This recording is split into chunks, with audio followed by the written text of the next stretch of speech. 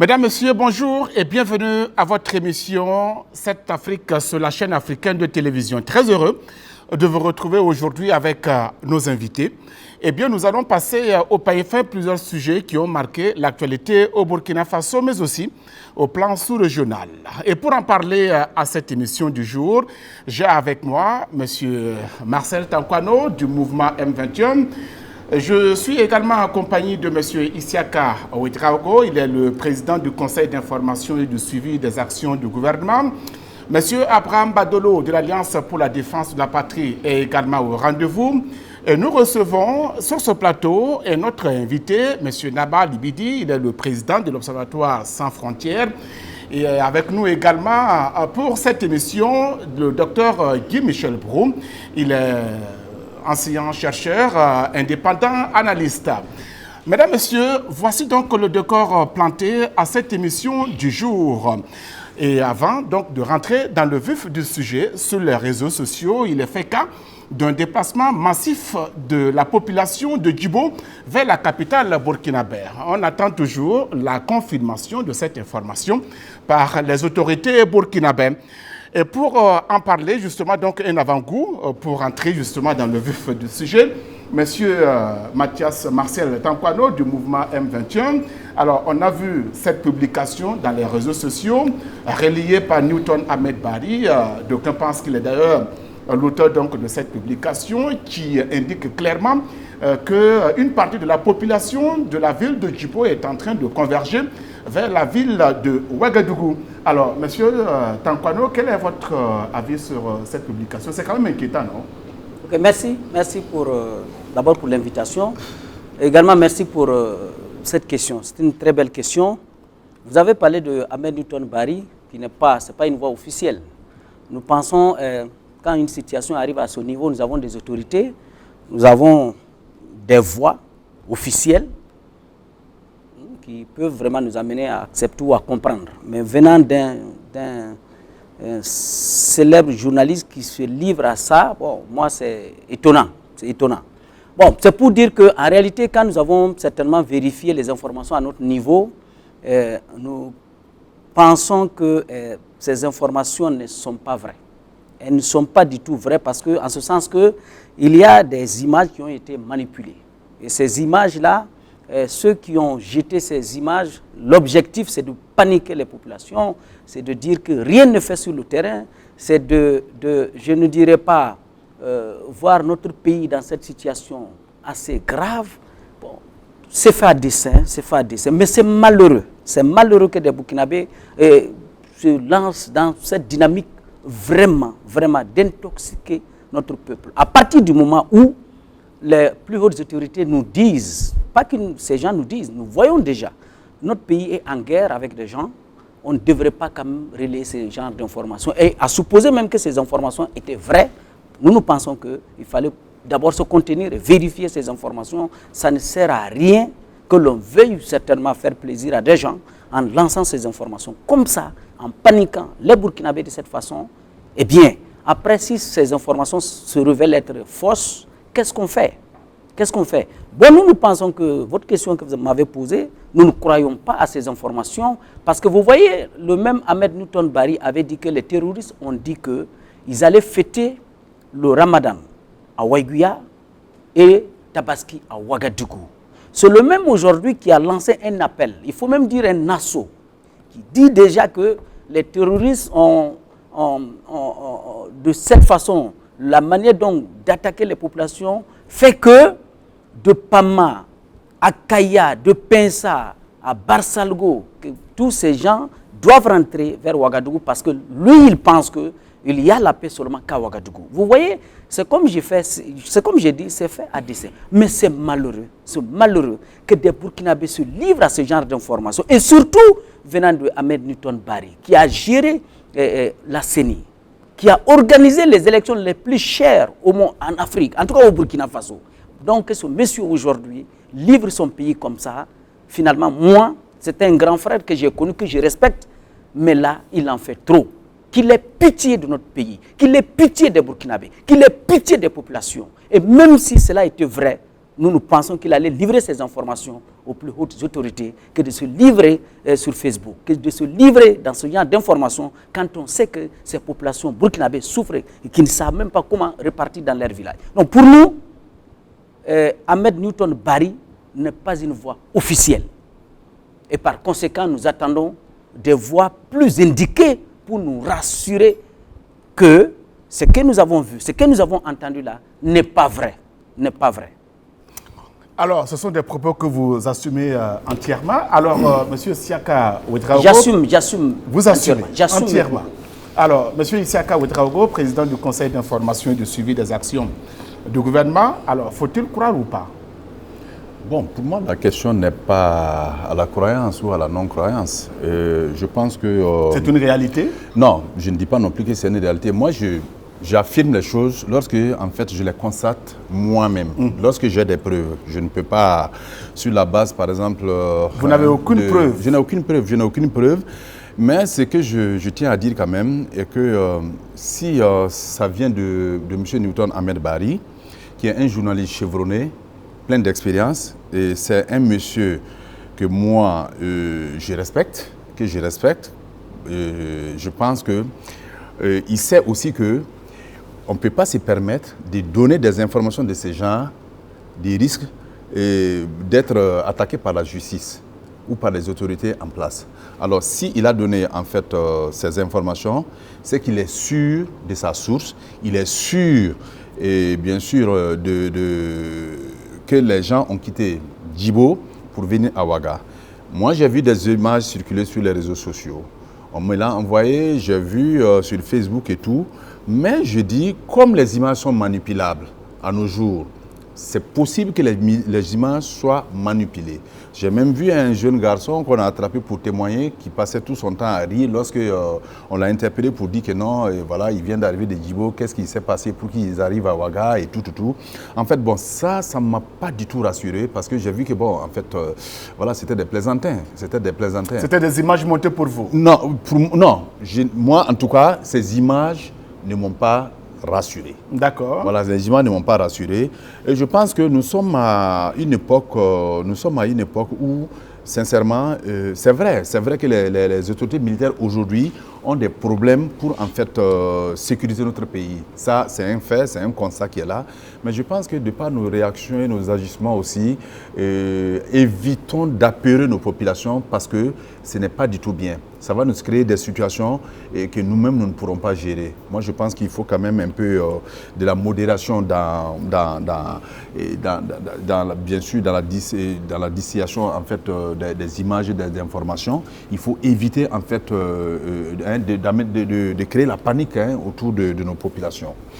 Alors, M. Abraham Badolo de l'Alliance pour la défense de la patrie, alors vous confirmez les images? Bon, vous savez, il y a eu tellement d'images que c'est difficile pour moi aujourd'hui de confirmer l'authenticité de ces images. Je ne vais pas faire comme Marcel Tancon, je ne sais pas quelle école il a eu à faire pour dire que ces images avaient été manipulées. N'étant pas un expert, je ne vais pas me lancer dans cette dynamique, mais je pense qu'il y a de quoi s'inquiéter. Il est normal que les gens s'inquiètent par rapport à ce qui se passe à Djibo. Et ces spéculations, si ça continue, et on ne peut qu'accuser le gouvernement. Parce que depuis hier, il n'y a pas eu de note officielle pour dire si c'était vrai ou faux, pour démentir. Donc jusqu'à là, si le gouvernement n'a pas démenti, peut-être qu'il peut avoir une part de vérité par rapport à ces vidéos qui ont été publiées. Pour moi, si s'il n'y avait pas une part de vérité, jusqu'à peu du contraire, s'il n'y avait pas une part de vérité, moi je pense qu'il y a un porte-parole du gouvernement qui est là, il allait s'atteler à faire un communiqué pour rassurer les populations.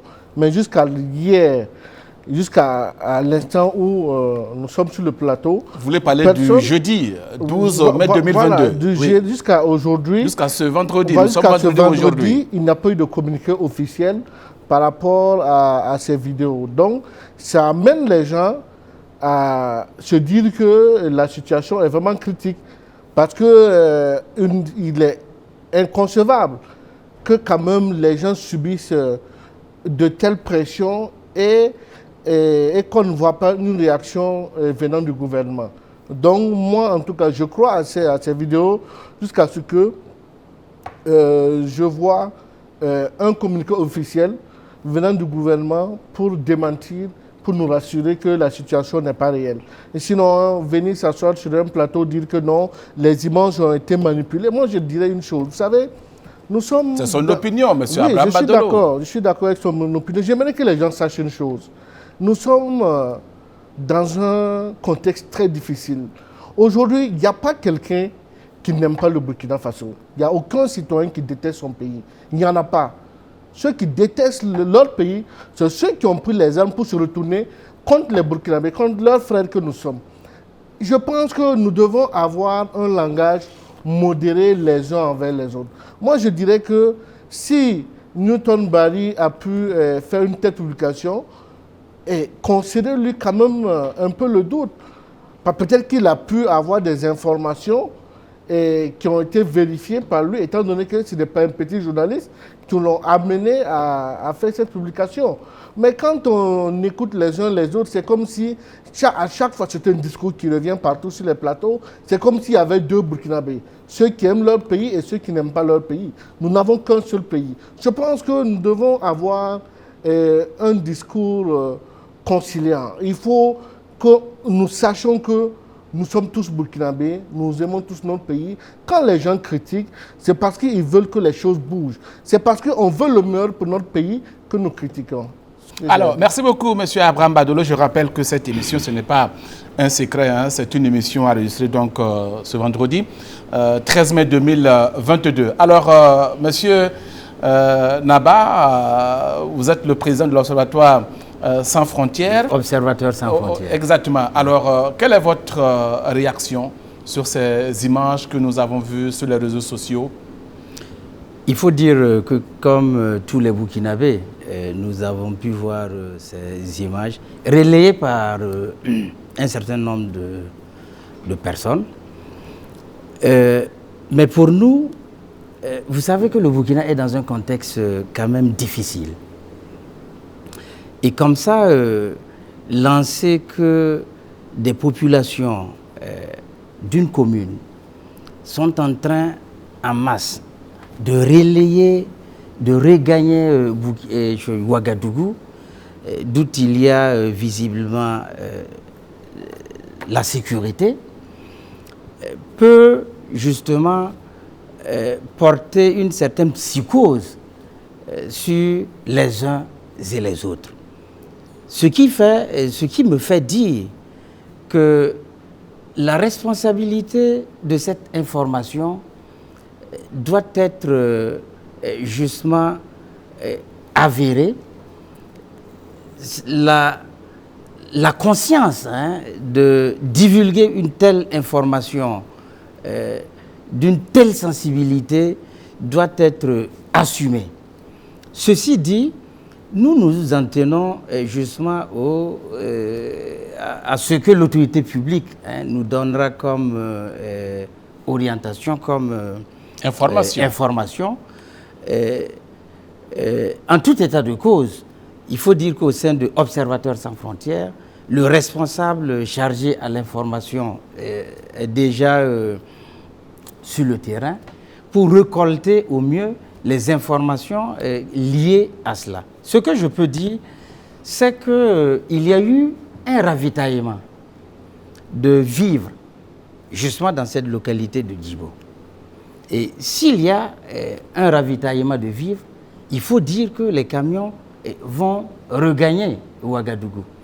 Et je pense que, selon certaines informations, qu'il y a des concitoyens qui profitent justement de ce retour pour non seulement regagner justement Ouagadougou aux fins soit personnellement de s'approvisionner et puis en fait profiter du corridor qui visiblement est sécurisé parce que le convoi qui rentrait à mon sens et selon ce que nous avons pu avoir comme élément était justement un convoi un convoi encadré. Donc, si tel est le cas, je pense qu'il est judicieux d'attendre que l'autorité publique puisse donner la voix sur la situation. Et si on est un journaliste ou on est un acteur de la société civile, pour des éléments de cette nature, je pense qu'il y a aussi des canaux habilités où l'information peut être portée afin qu'elle soit traitée avec efficacité. Merci, Monsieur le Président. Alors, docteur Brou, allez-y. Écoutez, j'ai vu ces publications, comme vous, comme tous les Burkinabés. Et moi, d'aventure, moi, quand je vois les informations sur les médias et les réseaux sociaux, moi, je prends toujours beaucoup de pincettes. Moi, tout de suite, j'ai fait mes recherches, je vais aux informations pour voir est-ce que ce que je lis, est-ce que ce que je vois, c'est vrai ou c'est faux. Donc, mais moi, pour moi, il faut aller au-delà. Alors aujourd'hui, lorsqu'on a des individus, on a des frères et sœurs qui publient ce genre de choses-là, il faut poser la question, qu'est-ce qu'ils visent? Que visent-ils? Que visent-elles? Comme Takwano l'a dit, c'est un journaliste célèbre. Non, moi, je ne veux pas citer de nom. Moi, je dis que ce sont des individus, ce sont des frères et sœurs burkinabés qui font cela. Mais il faut aller au-delà de ce que nous disons. Il faut aller au-delà de cette analyse. Qu'est-ce qu'ils veulent? Qu'est-ce qu'ils visent? Ils veulent quoi? Et moi, souvent, c'est là mon problème avec l'équipe du président Damiba. Parce que on fait un coup d'État, puis le pays est tranquille. Le président Damiba lui-même n'est pas en colère. Il faut qu'il soit en colère. On ne peut pas faire un coup d'État et puis plaire à tout le monde. C'est incroyable. Sur le président Roch, il y a eu une loi qui a été votée. Qu'on applique les tests. Et depuis lors, depuis jeudi que cela est fait, il n'y a rien. Il n'y a aucune communication sur ça par rapport au gouvernement. Qu'est-ce qui se passe? Est-ce vrai? Imaginez si le gouvernement avait donné son avis, est-ce qu'on serait là en train de débattre? Ça, pour moi, ça c'est rien. Les gens qui prennent du plaisir, ou bien qui prennent le malin plaisir à publier n'importe quoi, qu'est-ce qu'ils veulent? C'est ça, c'est là qu'il faut taper, c'est ça qu'il faut agir. Nous sommes en temps de guerre. Moi, je vais dire au président Damiba et à son équipe, nous sommes en temps de guerre. Et en temps de guerre, la communication ne doit pas être ainsi. Il faut qu'ils réagissent. Ce genre de choses-là, tout Naba l'a dit, mais ça crée une psychose. Moi, ça m'a perturbé quand j'ai vu. Personnellement, ça m'a perturbé parce que je me dis, attends, on nous dit que Djibo est libéré, on nous dit qu'on envoie de la nourriture, on nous dit, mais parce que les gens quittent. Pourquoi est-ce que les gens quittent? Je suis sûr qu'il y a plein de Burkinabés comme moi qui ont posé les mêmes questions. Il faut qu'on arrête ça. Qu'est-ce qu'on veut dans ce pays? On veut la paix. Si les gens veulent que le pays brûle, donc à dire et puis nous tous on va mettre le pays en feu. S'ils veulent la paix, qu'ils le disent et puis on va mettre le pays en paix. Mais qu'on arrête. Le président Damiba, il doit prendre ses responsabilités. Ce genre de choses-là, on ne doit pas laisser une seconde sur les réseaux médias sociaux. Dès que ça arrive, dès qu'ils réagissent, si c'est vrai, ok, on rassure la population. Si ce n'est pas vrai, mais on passe à la loi. C'est calme là. Est-ce qu'en temps de guerre, est-ce qu'un Burkinabé, un citoyen Burkinabé doit le faire pour déranger ses autres frères, déranger l'attitude des gens? Il faut qu'on arrête un peu dans ce pays-là. J'ai dit au président Damiba, il doit sévir. On ne peut pas faire un coup d'État et le pays va être tranquille. Je dis, il doit sévir et il doit le faire. Merci à vous. En tous les cas, nous avons essayé, M. Isaka Ouedraogo, vous allez avoir la parole plus tard. Nous avons essayé par nos propres contacts sur place à Djibo vérifier cette information. Alors, ce qui nous revient au moins avec 5 contacts, c'est que chaque jour que Dieu fait, il y a des tentatives en tout cas de rallier Dori, Kongossi ou même Ouagadougou, mais les informations diffusées sur les réseaux sociaux, en tout cas, n'ont pas été confirmées par nos contacts sur place. En tous les cas, comme vous l'avez dit, les uns et les autres, certainement que le gouvernement va communiquer pour situer, en tout cas, les Burkinabés. Monsieur Isaka Ouedraogo, vous voulez rebondir? Oui, je voulais rebondir. En fait, M. Brou a dit quelque chose aussi. Et moi j'ai reproché en fait le manque de communication au gouvernement MPP à l'époque. C'est vrai, M. Brou, ce que vous avez dit, c'est vrai.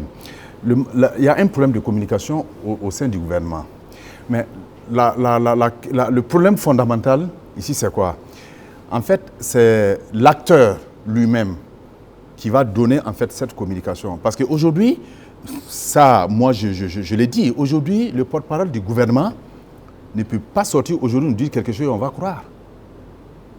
Moi, je ne vois pas qui va sortir nous dire quelque chose, on va croire. Le ministre du Commerce, lui, il est sorti aussi emboîter le pas du ministre, du porte-parole du gouvernement. Donc, c'est pour dire qu'il faut qu'au niveau même, en fait, du gouvernement, il faut qu'au niveau du MPSR, ils aient un relais de communication pour mieux communiquer et convaincre l'opinion nationale. Sinon, s'il ne tient qu'à ces ministres qui sortent chaque fois nous dire des contre-vérités, ce n'est pas possible, il ne peut pas convaincre l'opinion nationale. Et l'opinion nationale ne peut pas se convaincre de ce qu'ils vont sortir nous dire. C'est ça le problème aussi. D'accord, une communication saine, vous souhaitez cela, d'accord. Allez, on va passer à une autre étape à cette émission. Monsieur Abraham Badolo, vous allez avoir la parole, on passe à une autre étape. Alors, en Conseil des ministres, le mercredi dernier, le gouvernement a autorisé l'augmentation du prix du carburant. Le litre donc, a été augmenté de 100 francs CFA. Et les Burkinabés sont divisés sur cette question. Alors, Monsieur Abraham Badolo, augmentation du prix du litre du carburant au Burkina à hauteur de 100 francs CFA. Alors, il fallait s'y attendre, non? Non, il fallait s'y attendre, mais moi je dirais plutôt que c'est une augmentation sauvage de la part du gouvernement. Parce que vous savez déjà que nous sommes dans des difficultés. Nous peinons même à pouvoir nourrir nos familles. Si on doit vraiment venir augmenter le prix du carburant jusqu'à 100 francs, moi je pense que c'est vraiment osé. À 75 francs, 50 francs, on aurait tous quand même applaudi un peu parce que nous savons que le carburant est en hausse partout, mais 100 francs, on n'a jamais vu ça au Burkina. Depuis que le Burkina Faso existe, on n'a jamais vu une augmentation de cette taille-là. Donc moi je dirais que c'est logique qu'après cette augmentation, la vie va devenir encore plus chère. Puisque vous savez que les denrées, les produits de première nécessité, forcément, les commerçants vont revoir les prix à la hausse. Parce que c'est du carburant qu'ils mettent pour aller dans les pays frontaliers, pour aller chercher les différents produits. Donc, ils ne vont pas payer le carburant à un prix élevé et venir revendre quand même leurs marchandises au prix d'avant. Ça, c'était logique. Maintenant, ce qui m'intéresse aujourd'hui, c'est quelle sera ou que va adopter comme mesure le gouvernement pour pouvoir soulager les populations. C'est là ma question aujourd'hui. Parce que 100 francs, sans vous mentir, et même quand vous travaillez, même quand vous êtes un chef d'entreprise, quand vous partez à la station, vous mettez le carburant, vous ressentez ça dans votre réservoir. Et ce n'est pas normal. Parce que nous n'avons pas de bonnes essences qu'on distribue. Est-ce que vous voyez? Nous sentons, quand on parle, c'est parce que nous sentons et nous ressentons les choses sur le terrain. Parce que nous tous qui sommes ici, nous avons des véhicules, nous mettons du carburant. Donc quand vous allez à la pompe, quand vous mettez le carburant, mais attends, rapidement, vous avez des vertiges. Vous ne comprenez plus rien. Et depuis hier, je vous dis, depuis hier, tout a commencé à augmenter. Le sac de riz qui était à 20 000 francs aujourd'hui est passé à 25 000 francs. Même le spaghetti, c'est-à-dire la tomate, les oignons, tout est en train d'augmenter suite à l'augmentation du carburant. Et ce que nous créons, c'est que les jours à venir également, le prix du pain risque d'augmenter. Maintenant, quelle est la mesure ou la stratégie que le gouvernement va adopter pour vraiment soulager nos populations? Parce que je vais vous dire une chose. Le président Damiba doit faire très attention. Parce que la faim, là, un homme qui a faim n'est pas un homme libre. Parce que la faim va conduire des gens à sortir manifester ici. Parce que la vie devient de plus en plus dure. Et on ne peut même pas expliquer. Et en plus de cela, il n'y a pas d'augmentation de salaire. Si au moins les salaires augmentaient, là, on pouvait compenser. Mais il n'y a pas d'augmentation. Chaque jour que Dieu fait, les produits ne font qu'augmenter. On ne sait plus où se mettre la tête. Bon, on ne sait plus quoi dire en fait. Moi, je pense qu'ils n'ont qu'à avoir pitié de nous. Ils n'ont qu'à essayer de voir, comme dans tous les pays d'ailleurs, quand vous prenez la Côte d'Ivoire, le Sénégal, étant donné que c'est une conjoncture internationale, ils ont pris des mesures pour pouvoir soulager les populations. Et nous, ce sont ces mesures que nous entendons ici. Monsieur Marcel Tankwano, alors la vie devient de plus en plus difficile au Burkina sous Damiba. Oui, bon, pas sous Damiba. Damiba n'a que 2 ou 3 mois, 4 mois maximum. Les Burkinabés souffrent, continuent de souffrir. Pas aujourd'hui. Voilà. Donc moi je reviens sur la situation. Moi j'ai pris part à un débat international sur BBC, il y a peut-être 2 mois, c'était sur la répercussion de la guerre Ukraine. Ukraine. Donc, je pense que le débat a eu lieu, c'était vers fin février, début mars.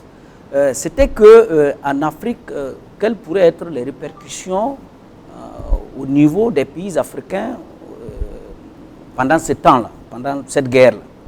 Effectivement, on avait dit qu'au bout de 3 mois, en Afrique, certains pays africains, ça n'allait pas être facile. Hein. C'est vrai que on a regardé la guerre là, on se disait c'est très loin. Hein. Voilà, maintenant ça est dans nos assiettes, quoi. Donc, pour moi, Teke Badolo a dit, c'est vrai. On est d'accord que depuis l'histoire de notre pays, on n'a jamais vu aussi une telle augmentation, 100 francs. La limite, c'était à 75 francs. Mais ça s'explique, puisque quand j'ai écouté les autorités, j'ai écouté le ministre du Commerce, M. Abdoulaye Tall, qui expliquait un peu, c'est aussi le cours mondial du baril. Ce n'est pas seulement qu'au Burkina. Quand je regarde la sous-région, le Burkina revend le carburant à peut-être moins cher, parce que nous sommes à 715 francs, je crois, autour. Alors que quand vous prenez le Sénégal, ils sont à 700 et quelques, le Mali c'est la même chose, la Côte d'Ivoire, voilà. Donc le Togo est en baisse peut-être. Donc pour moi, aujourd'hui, ce qui me peine moi, en tant que Burkinabé lambda, c'est parce que nos pays, il n'y a pas de prévision. Il n'y a pas de prévision, on vit au jour le jour, on ne sait pas où on va, mais c'est aussi ça le véritable problème de nos pays africains. C'est-à-dire que quand vous prenez par exemple l'Europe, les États-Unis et autres, même s'il y a une crise au niveau des hydrocarbures, ces gens-là peuvent tenir au moins pendant 5 à 10 ans. Mais nos pays africains, comme je l'ai dit, il n'y a pas de prévision, et puis après, on soit étonné que ça nous surprenne. C'est là ce qui est regrettable. Alors, on l'a dit ici, aujourd'hui, on parle, ce n'est pas les 100 francs là le problème, c'est la répercussion due à l'augmentation des hydrocarbures au Burkina. Parce qu'aujourd'hui, vous avez vu les communiqués d'hier au niveau des sociétés de transport. Oui, vous voyez déjà, pour aller à Gawa, Ouaga, Gawa était à 6 000, ils sont passés à 8 500. Vous voyez? Donc, c'est aussi ça. Il fallait régler tout ça avant de passer à l'étape d'augmentation. Bon, malheureusement, je pense qu'ils ont été pris de Pour vous, c'est une erreur gouvernementale? Non, pas une erreur. Pas une erreur. Je vais dire qu'on aurait dû d'abord communiquer, rassurer au Burkinabé. Quand vous prenez, en tout cas, il y avait des gens qui étaient déjà sûrs qu'on allait augmenter même le carburant. Parce que moi, il y a eu une information le jour du Conseil des ministres, même bien avant, autour de 7h, 8h, 9h, quelqu'un m'a appelé pour dire que le Conseil des ministres aujourd'hui, là, on risque d'avoir une hausse parce que ce n'est plus possible, c'est intenable au niveau du gouvernement, parce que l'État subventionne à hauteur de 230 francs depuis. Mais maintenant, le problème va se poser parce que le stock que la Sonabi a, si on doit continuer comme ça, ça ne pourra plus tenir.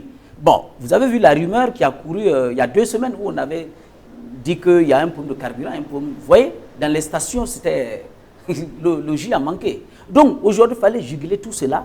Sinon, ça n'allait pas. Enfin, pas que ça allait nous surprendre, mais ça allait encore devenir plus infernal. Donc pour moi aujourd'hui, c'est la répercussion sur ces produits-là. Badolo l'a dit ici, vous prenez aujourd'hui le sac de mil et passez à combien le maïs et les autres produits de grande consommation. Donc, on aurait dû peut-être réfléchir à ça, communiquer, montrer jusqu'à quel niveau cela devrait nous amener. Bon, ça n'a pas été fait, mais je me dis que les heures à venir, certainement, le gouvernement va encore communiquer et nous dire jusqu'à quel point ce gouvernement-là est prêt à soutenir le peuple du Burkina Faso. Monsieur Ouedraogo, Isiaka. Écoutez, moi je pense que l'augmentation était inévitable. Au vu bien sûr de la crise mondiale, parce que c'est un phénomène mondial. Hein. Alors donc il y a 2 raisons majeures en fait qui expliquent l'explication du coût du carburant. Et dans le monde, c'est pas seulement au Burkina. Vous avez d'abord l'augmentation du prix du baril qui est monté à $110, une augmentation jamais vue depuis un certain temps. Vous avez aussi l'une des raisons que Marcel vient de souligner ici, la guerre en Russie, Russie-Ukraine. En fait, c'est les 2 explications en fait, majeures qui montrent ici l'augmentation du prix du carburant. Et parce que vous voyez, ce qui nous amène à voir les pays producteurs eux-mêmes ont augmenté en fait, le prix du carburant à leur niveau. Ce n'est pas nous qui n'en produisons pas, qui n'en ont pas augmenté. Voilà, donc je pense qu'ici, il y a une logique qui est là et tout. Mais le vrai problème chez nous au Burkina Faso ici, cette augmentation, je pense que le citoyen lambda, quand le citoyen lambda se plaint de l'augmentation, en fait, c'est cette augmentation abusive que le citoyen en fait voit en face de lui. Ça me revient à dire quoi? Ça me revient à dire que le MPSR vient de montrer encore son amateurisme dans la gestion du pouvoir d'État. J'ai comme l'impression qu'il pose des actes avant de réfléchir. Je m'explique et je vous donne tout de suite les raisons. Oui, allez-y. Vous augmentez de 100 francs le prix du carburant sans donner des explications à l'opinion nationale par rapport à cette grande augmentation jamais vue au Burkina, qui est une première au Burkina. Ça, c'est un. Deuxièmement, vous prenez le pouvoir dans des circonstances anormales, par un coup d'État. Et vous savez très bien que présentement, il y a trop de critiques sur votre gestion. Les Burkinabés sont mécontents de votre gestion. Ils sont très mécontents de ce que vous êtes en train de faire. Au moins, ils devraient, ou ils se devraient, à chaque fois, avant de prendre des décisions d'envergure nationale, chercher d'abord à expliquer à l'opinion nationale le pourquoi de la prise de telles décisions par rapport à telle situation. Parce que ça allait amener les Burkinabés à faire la différence entre la gestion de ceux-là que vous avez renversés pour en fait, des manquements à la gouvernance, pour tout ce que vous avez pu les reprocher pour prendre le pouvoir. Mais nous voyons qu'ici, malheureusement, ils sont pires en tout que le gouvernement qu'ils ont renversé. Problème de communication. Mais quand je me réfère, par exemple, en fait, c'est ce qui énerve les Burkinabés. Quand je me réfère, par exemple, à la déclaration du ministre du Commerce, le ministre du Commerce qui se permet de dire que l'augmentation du carburant est due au fait qu'il y a des pays voisins qui viennent se ravitailler au Burkina parce qu'au Burkina, le carburant coûte moins cher. Premièrement, ça, c'est de l'amateurisme total. Ces ministres ne méritent même pas d'être à sa place. Ça, c'est un. Secondo, ces ministres nous exposent à d'autres pays. Est-ce que le Burkina aussi ne va pas dans d'autres pays voisins pour se ravitailler d'autres en fait matériels? Est-ce que le Burkina aussi ne se ravitaille pas dans d'autres pays voisins parce que le carburant coûtait moins cher que là-bas? Est-ce que le Burkina n'est pas dans la dynamique de l'intégration sous-régionale? Mais si un ministre sort parler comme ça, mais c'est grave pour notre nation. C'est grave pour notre nation. Moi, je ne sais pas où ces ministres-là, on l'a pris pour venir le mettre. Ça veut dire qu'il ne mérite pas en faire son poste et on doit l'enlever. Parce que tout ministre qui vient parler pour nuire à notre pays, ne mérite pas sa place de ministre. Je suis désolé. Donc, je pense qu'il y a un problème de communication et on doit éviter à l'heure actuelle d'amener des ministres qui vont, de par leur communication, nous créer des problèmes que de nous aider à remonter en fait la pente. À qui veut prendre la parole? Monsieur Tankwano? Je veux juste lui faire une piqûre. Moi, c'est regrettable. C'est regrettable quand j'ai... Vous pouvez prendre la parole à tout moment, hein? Oui. C'est regrettable quand mon voisin Issa Ouedraogo parle ainsi à un ministre de la République. Surtout, ce n'est pas n'importe lequel, c'est le ministre du Commerce. Mais il vient d'arriver. Vous avez eu un autre ministre qui était au commerce, mais je l'ai critiqué ici. Hein. Vous avez eu le même ministre Harouna Kaboulé qui était au commerce. Je l'ai critiqué ici. Ah oui, Sur le même plateau ici, je l'ai critiqué. J'ai critiqué beaucoup de ministres. Monsieur Ouedraogo, laissez-le aller jusqu'au bout de sa logique. Allez-y, ce n'est pas une question de critique, je vous en prie. Non. Allons-y de façon objective. Exactement. Non. Monsieur Brou, on y va, oui. Analysez, monsieur Tankwano. Pour moi, ce n'est pas une question... Ce qui arrive à notre pays dépasse l'entendement d'un ministre du Commerce. Je l'ai dit ici. Donc, il n'est pas à la hauteur. Écoute bien, j'ai dit il y a un véritable problème en Afrique et à nos États. J'ai parlé du Burkina Faso où j'ai dit il n'y a pas de prévision. Le régime qui vient de tomber nous a laissé quoi? C'est de ça qu'il s'agit. Le régime qu'on a chassé, qu'on a renversé. Oui. Même s'il n'y a pas eu de blessures, que des gens sont partis. Il y a eu des blessures, il y a eu des morts. Il y a eu, ok. De toutes les façons, c'est pour te dire, en réalité, il y a eu blessure, il y a eu le ministre est sorti communiquer, nous l'avons suivi. Vous avez dit que il y a la plupart des Burkinabés, tu as dit les Burkinabés ne comprennent plus la gestion du pouvoir par le MPSR. Oh, bien sûr. Mais il faut dire quelques Burkinabés, dont ceux qui ont chuté. En fait, c'est quoi? Non. Non. Non. Tu rentres dans la démagogie. Mais c'est pas de la démagogie. Tu rentres dans la démagogie. Mais laisse-moi aller. D'accord. Laisse-moi Ok, aller. vas-y. C'est pour te dire tout simplement qu'aujourd'hui, le véritable problème aujourd'hui que nous vivons, c'est quoi? Ce sont les conseils spéciaux et les chargés de mission qu'on a libérés, qui sont en sursis et qui certainement communiquent de cette façon. Marcel, c'est grave ce que tu dis. C'est pour te dire, très grave ce que Marcel dit. C'est pas, non, écoute, c'est très grave, Marcel. Je vais te dire, le Marcel, c'est très grave. Écoute bien, Marcel, toi-même, tu étais un partisan du pouvoir renversé. Non, mais je vais te dire. Tu étais un partisan du pouvoir renversé. Marcel, tu as été un ami à Rockmar, Christian Kaboré. Tu as travaillé avec le MPP, Marcel. Ne viens pas parler comme ça aujourd'hui. Salut Kaboré. Toi-même, tu as travaillé avec le MPP. Quand il a la parole, moi je le laisse. Mais il faut pas que Marcel nous dise que c'est les conseils du gouvernement renversé. Non. Marcel même a travaillé avec le MPP. Je suis désolé, 30 Marcel. secondes, monsieur Tampano. On va passer la parole à d'autres. Partisan du pouvoir renversé. Monsieur Ouedraogo, 30 secondes, monsieur Tampano. 30 secondes. 30 secondes. Allez-y. Ce qu'il dit est assez grave. D'accord, ok. Je pense que même le procureur du Faso doit s'auto-saisir de tes propos-là. D'accord. Parce que quand il dit que moi j'ai travaillé avec le régime d'Europe, je n'ai jamais été. Dis-moi, moi j'ai occupé quelle fonction au MPP?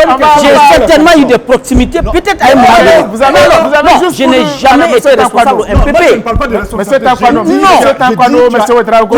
S'il vous plaît, Il a demandé. Marcel, a demandé. Docteur Guy, quelle est votre réaction Monsieur sur Kaboré, justement cette augmentation du prix de l'hydrocarbure? S'il vous plaît, monsieur Tampano. On va passer au docteur Guy. Merci. Merci, monsieur Tampano, monsieur Ouedraogo. Allez-y, docteur. Ce qu'on a connu au niveau de la hausse du prix du carburant, moi en réalité, moi ce n'est pas la hausse du prix. Moi ça ne m'a rien dit.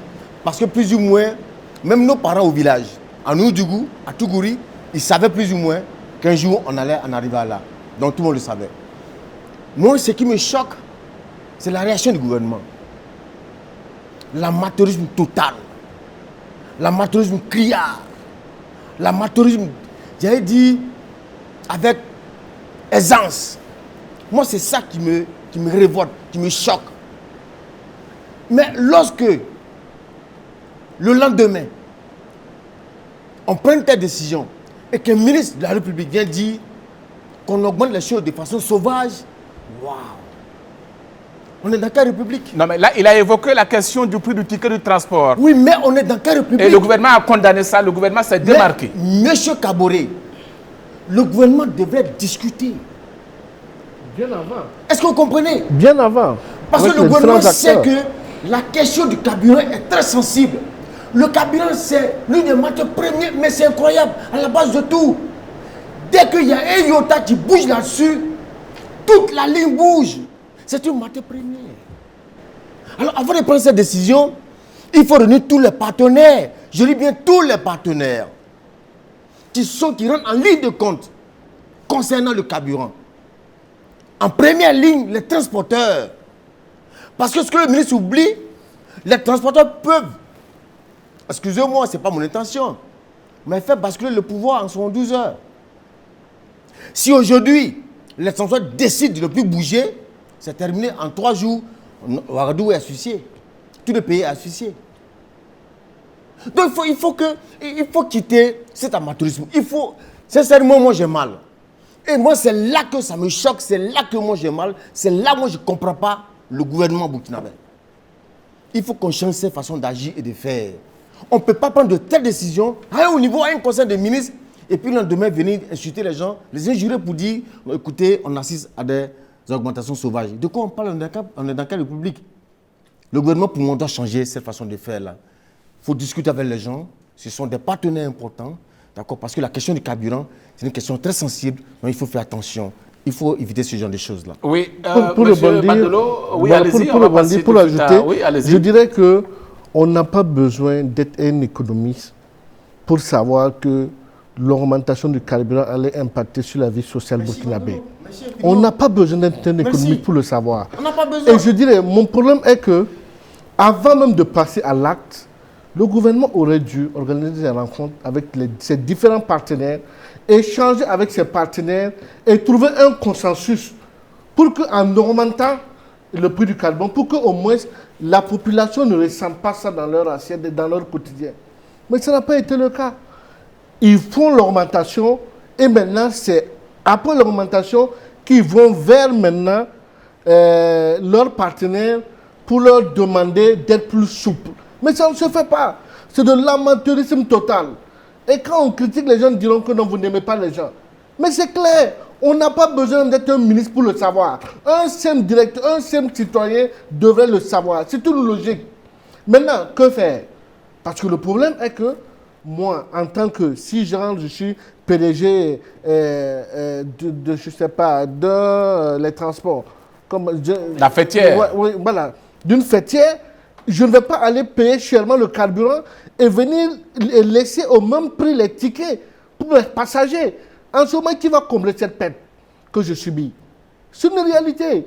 Maintenant, moi, ce qui m'intéresse, les dés sont déjà lancés, c'est ce que le gouvernement va apporter, quelle stratégie le gouvernement va adopter pour pouvoir nous soulager, pour pouvoir soulager les populations burkinabées.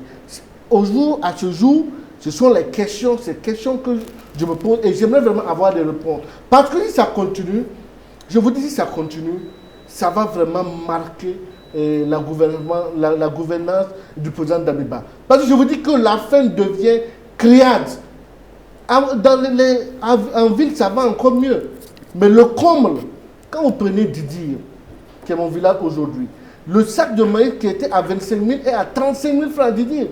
C'est-à-dire le sac de maïs est encore moins cher à Ouagadougou que Didir. Est-ce que vous pensez que nos frères dans les villages vont s'en sortir?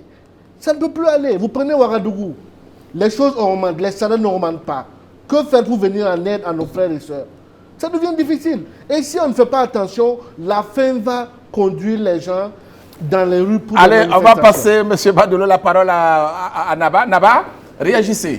Bon, vous savez, sur cette question de l'augmentation du prix du carburant, il faut dire que de façon globale, les populations burkinabées s'y attendaient relativement.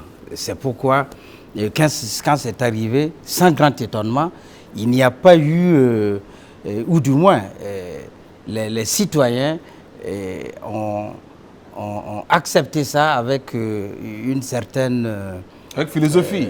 Oui, ils ont amorti en fait cette information et ont assumé justement cette hausse. Parce que aujourd'hui, il y a beaucoup d'éléments qui informent la population sur les situations géostratégiques et tout. Et donc, les mentalités sont préparées. Le Burkina est un pays de l'interland. Donc, le carburant est une énergie centrale. Son augmentation, bien sûr, comme les uns et les autres l'ont souligné, impacte sur tout le processus. Parce que pour un pays de l'interland, le transport s'avère être un facteur essentiel en termes de ravitaillement de tout. Il faut aller chercher à 1000 km pour l'envoyer au Burkina. Et ici, je pense que l'élément fondamental, en plus de cette acceptation de la population, il faut que nos autorités, dans la communication et dans leur attitude, travaillent justement à créer un compact confiance avec les concitoyens. Vous savez qu'au Mali, le prix du même carburant est beaucoup plus cher que celui du Burkina. Mais les populations maliennes, malgré tous les embargos et toutes les sanctions qu'elles subissent, arrivent justement à apporter leur contribution pour que l'État malien résiste. Parce qu'il y a un compact qui est créé. Et c'est là, relativement, où nous invitons aussi nos autorités, dans leur communication et dans leur action, à travailler justement dans une certaine dynamique. Et quand on prend la communication, je pense, M. Ouedraogo l'a souligné, il y a effectivement quelques éléments qu'on peut relever. J'ai suivi aussi le directeur marketing de la Sonabi qui relevait qu'il y a justement des fuites de carburant de notre pays vers d'autres et qui auraient impacté justement sur la hausse. Bon, je pense qu'une telle communication n'a pas justement de plus-value. Tant étant que le marché du pétrole répond à des principes et à des règles. Quand le prix du baril hausse, suivant un certain nombre justement de réalités internationales, mais cela va impacter tous les pays qui ne sont pas producteurs de pétrole. Et il faut aussi relever l'autre aspect qui est que l'État burkinabé a été quand même résilient.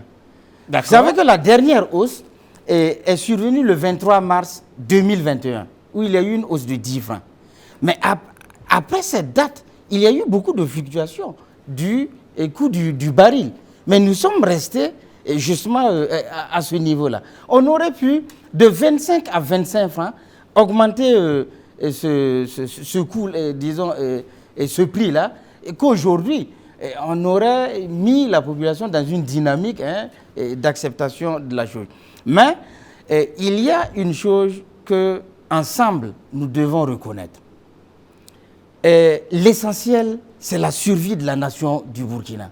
Et ensemble, nous devons voir comment nous y contribuons, malgré les vicissitudes imposées par les réalités internationales et souvent les réalités géopolitiques. Alors, l'augmentation donc du prix du carburant, les uns et les autres le reconnaissent quand même ici.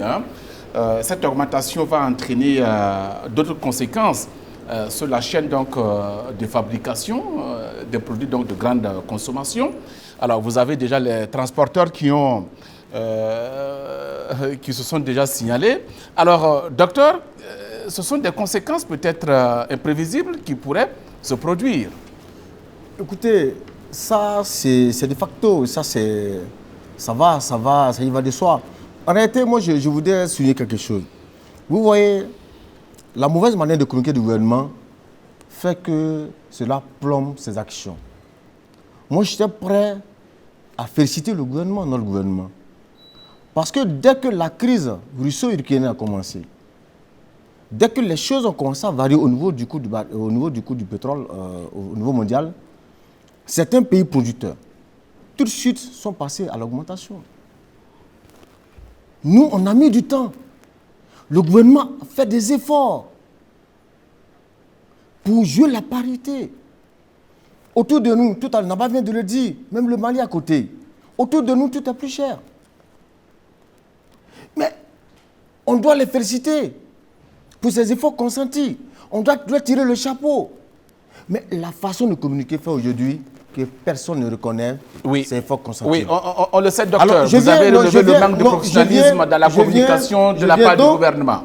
Alors, aujourd'hui, on assiste, comme vous le dites, on assiste de façon malheureuse à tout ce qui est en train d'arriver. Qu'est-ce qu'il faut faire? Pour moi, aujourd'hui, on ne peut pas revenir en arrière. Est-ce qu'on est en train d'aller vers une position où les Burkinabés vont se dire à un moment donné, on n'en peut plus? Écoutez, moi ça, au niveau, on n'a pas le choix. Parce que, quoi qu'on dise, il faut être objectif. Ce n'est pas le Burkina Faso celui qui vit cette situation, c'est au niveau mondial. Donc aujourd'hui, on a des pays qui vivent plus dur que nous. Donc il faut serrer la ceinture, c'est ça? Il faut seulement serrer la ceinture et il faut là dire merci à nos autorités parce que quoi qu'on dise, elles font beaucoup sur ce plan-là. D'accord? Donc il faut s'entendre à vivre la situation un peu plus dure. Ceux qui ne pourront pas, tout simplement, iront au village, ils rejoignent Yaba. Alors, il faut serrer la ceinture, M. Abraham Badolo. Il faut le faire, même à Didi. Vous savez, je ne suis pas d'avis avec Dr Brou. Vous savez, on ne décide pas de gérer une nation qui veut... En fait, moi je me dis une chose. Si le président Damiba a fait son coup d'État et qu'il a décidé d'être le chef de l'État de tous les Burkinabés, c'est qu'il savait en quoi s'en tenir. Parce que, à ce jour, vous pensez que les populations, on va serrer la ceinture comment? Tu es là, tu es un fonctionnaire. Les prix augmentent, le prix du carburant augmente, le prix du pain augmente, le prix du sac de mil, les condiments, la scolarité. Toutes ces choses vont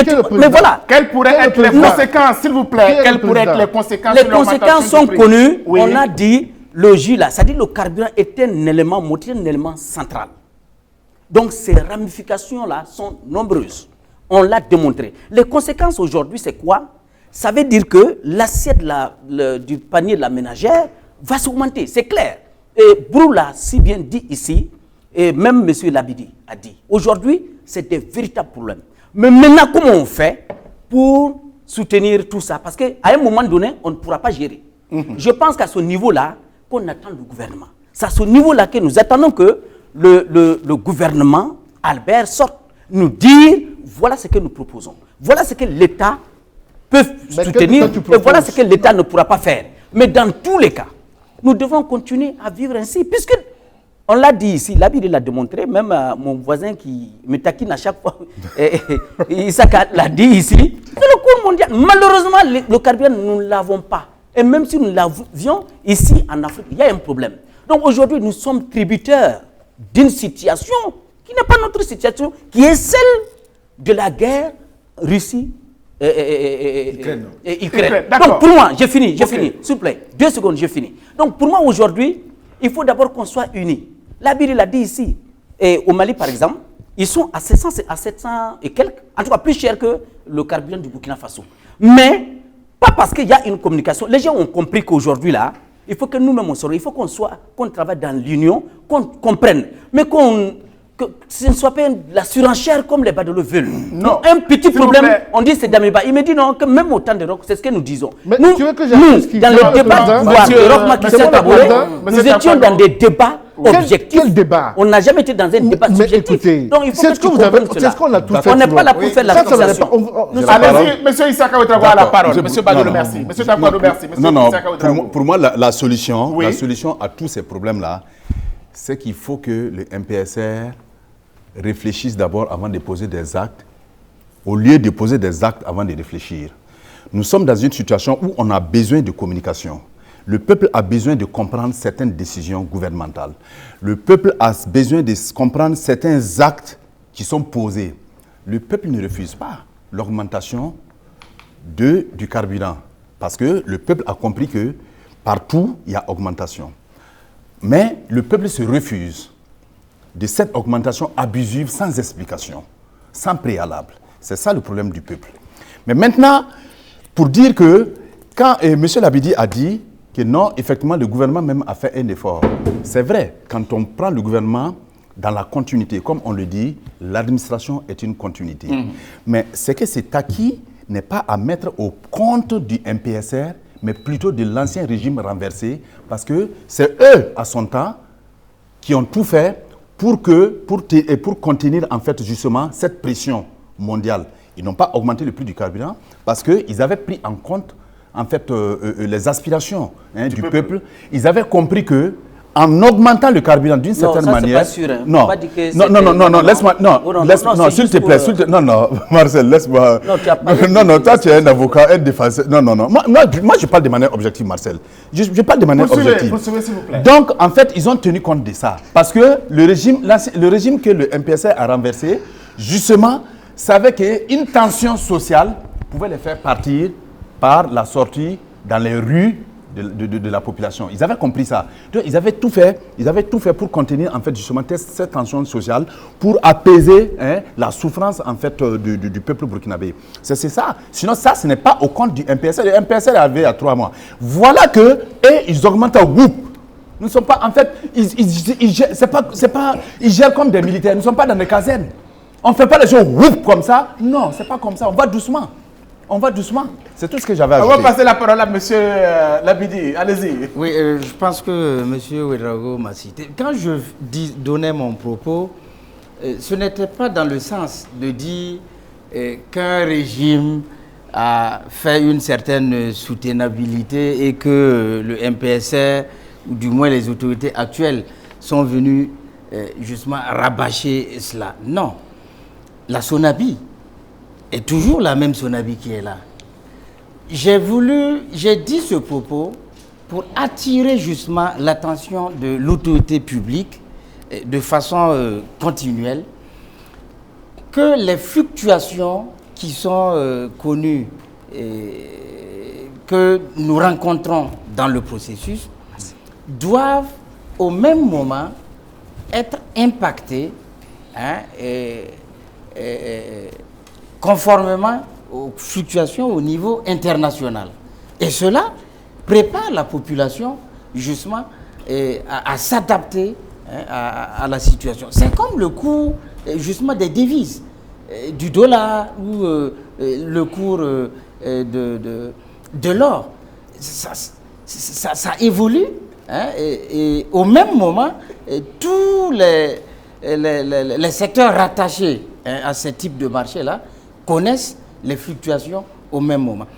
Et aujourd'hui, nous sommes arrivés à un stade où j'ai écouté en fait le directeur, je tiens ça du directeur du marketing, où le stock de réserve, ou si vous voulez le stock de sécurité du carburant a atteint un certain niveau alarmant, où justement nous sommes comme dans une situation justement d'urgence, où il faut amener le peuple justement à participer à hauteur de 100 francs. Mais ça ne veut pas dire que la subvention de l'État a disparu.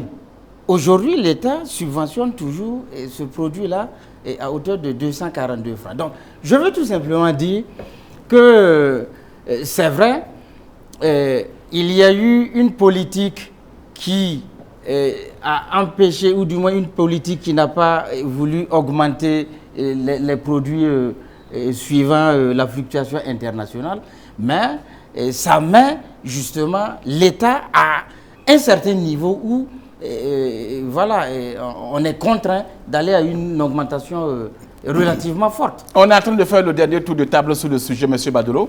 Bon, pour moi, je pense que c'est au gouvernement de Damiba de trouver une solution pour apaiser la souffrance du peuple burkinabé. Parce que, en fait, moi, je pense que les gens ont la mémoire courte dans ce pays. Moi, je suis un citoyen lambda et j'ai un président. Si ce président s'engage à prendre des décisions impopulaires, j'ai le droit de lui dire ce que je pense. Ici, on a vu sous le président Lokman Christian Kaboré, quand ça n'allait pas, quand vous prenez, qu'est-ce qui a amené la chute de Lokman Christian Kaboré? C'était la gestion de la crise sécuritaire. Ou bien, nous avons tous décrié jusqu'à ce qu'il y ait eu le coup d'État. Mais qui est-ce qu'on a accusé qui on a accusé quand ça n'allait pas? Ce n'était pas un ministre, c'était le président lui-même. Donc, à ce jour, permettez-moi également, si la vie devient de plus en plus chère, permettez-moi d'interpeller le premier responsable qui gère le pays. Mais si cela doit faire de moi quelqu'un qui n'aime pas le président de il y a un problème, parce que c'est ce que je constate ici sur le terrain. Les gens pensent que non, quand vous critiquez, vous n'aimez pas la personne. Non, on va pas... Je dirais que, pour moi, ils n'ont qu'à trouver une solution rapide. Parce que vous savez, le gouvernement MPP qui est parti a eu peur. Ils ont pris des mesures pour pouvoir garder une tendance faisant que les populations ne sentaient pas vraiment la crise internationale. Parce qu'ils avaient peur d'une insurrection ou d'un soulèvement populaire. Maintenant, ceux qui sont arrivés, ils doivent avoir cela en esprit. Parce que ce que nous avons sur le terrain là, quand les gens vont se mettre à sortir avec les calebasses, les canaries, les spatules, les sacs de riz vides pour dire qu'ils ont fait, ça ne serait pas moi le responsable. Le premier responsable serait le président. Il est de notre devoir d'attirer son attention sur ce qui se passe réellement au sein de nos populations. Ça ne va pas. Et nous, qui sommes aujourd'hui chefs d'entreprise, nous subissons ça. Parce qu'à ce jour, les gens ne font que nous demander de l'aide. Nous sommes en train de collecter des dons parce que pour nous, les populations qui souffrent actuellement, qui sont les plus exposées, sont les déplacés. Nous sommes en train de nous préparer pour leur venir en aide. Et bientôt, ça sera officiel. Nous ne dormons pas. Nous sommes en train de faire des collectes. Nous appelons qui nous pouvons, que ce soit aussi au Burkina ou à l'international, pour pouvoir trouver les moyens, pour pouvoir venir en aide à ces populations. Et c'est ce que tu devais t'atteler à faire. N'oubliez pas d'appeler Marcel. Mais c'est ce que j'ai dit. Propose-nous ce que tu peux faire. Oui, il a proposé. Docteur, allez-y. Voilà. Monsieur Kaboré, moi je voudrais préciser quelque chose sur ce plateau-là. Je voudrais dire à mon cher ami frère Badolo, si moi j'ai décidé d'être chercheur indépendant, c'est parce que moi je dis, je ne veux pas que quelqu'un me mélange dans mes recherches. Je ne veux pas que quelqu'un me donne l'ordre de faire ce que je n'ai pas envie de faire. C'est pourquoi j'ai décidé d'être chercheur indépendant. Il faut savoir que les dons, ici, il faut qu'on ait des choses objectives. Aujourd'hui, pour moi, le débat doit se porter sur quoi? À la limite, c'est un plaidoyer. Parce qu'il faut dire les choses claires. C'est un plaidoyer que nous, citoyens, nous envoyons au gouvernement burkinabé pour dire la crise est là. On n'est pas le seul pays à vivre cela. Faites l'effort pour nous aider à soutenir la situation. Ça veut se comprendre. Mais est-ce qu'on veut faire croire que c'est le droit de facto du gouvernement d'agir? Je dis non. Parce que de façon objective, en analysant, ce n'est pas comme ça que ça doit se faire. Et je pense qu'on est ici pour dire la vérité à nos frères et sœurs qui sont de l'autre côté. Il faut qu'ils comprennent, la situation est dure, le gouvernement doit agir, mais ce n'est pas une obligation du gouvernement d'agir. Parce que déjà, je dis le gouvernement, parce que moi, je me mets une recherche. Monsieur Bou, c'est que vous n'aimez pas le gouvernement. Si moi, je me mets une recherche comme ça, vous n'aimez pas le pouvoir. Je suis obligé de dire les choses telles qu'elles sont. Vous n'aimez pas le pouvoir. Et je me dis que c'est une recherche que je suis en train de donner, de rendre. Si vous donc à ce moment-là, je documente, je dis ce qui est là. La situation est dure, est pénible pour tout le monde, mais le gouvernement n'a pas obligation d'agir parce que déjà, le gouvernement le fait déjà. Parce qu'on prend le Ghana, on prend le Mali, on prend la Côte d'Ivoire, tous ces pays-là, d'accord, aujourd'hui, ils payent plus cher. Leur population paye plus cher que nous. Mais leur SMIC est plus que le SMIC. Comment? Leur SMIC. Écoutez, moi je dis, c'est le niveau de vie. Ils n'ont pas les mêmes salaires. Ils n'ont pas les mêmes salaires, je suis désolé. Donc ne compare pas. Ne compare pas. Je suis désolé, ne compare pas. Ne compare pas. Donc le gouvernement burkinabé actuellement fait beaucoup pour nous aujourd'hui. Eux qui sont de la société civile, c'est de s'organiser, mener des plaidoyers envers le gouvernement. Nous le faisons déjà. Faites quelque chose. Nous le faisons toujours. Mais cette façon de faire d'agir, je dis non. Alors, ça il a marche précisé tout à l'heure, Dr. Brou, qu'ils sont Voilà. en train de s'organiser pour venir, par exemple, en aide ça, c'est bien. aux Non, déplacés. c'est leur travail. Un accompagnement aussi Non, il faut dans que- l'action il gouvernementale. faut que- Monsieur Badolo, non, merci pour à rebondir- vous. On va changer de cap, Monsieur Badolo, s'il vous plaît. Je pense que chacun de vous a donné son point de vue sur ce sujet. On est pris par le temps. Alors, l'autorité supérieure de contrôle d'État et de lutte contre la corruption, dans le cadre donc du contrôle justement de l'administration publique, révèle que 86% des travailleurs du public viennent en retard dans les services. Alors, c'est un sujet que nous allons débattre avec vous. Alors, on commence avec M. Isiaka Ouedraogo. 86% des fonctionnaires n'arrivent pas à temps dans l'administration. Et cela n'est pas sans conséquence. Alors, donc, je crois que d'abord, avant de m'étaler dans les commentaires, voici quelques statistiques que j'ai devant moi ici. Vous avez 86,65% des retards constatés. Exactement. Et on a sur 371 agents sur 1439 qui arrivent à l'heure. Sur un total de 3078 agents des 17 ministères, nous avons 1439 qui ont été contrôlés, dont 1068 sont arrivés en retard et seulement 371 à l'heure. Bien à l'heure. Et le contrôle a duré 1 heure de temps. Durant 1 heure de temps qu'on a pu faire tous ces constats.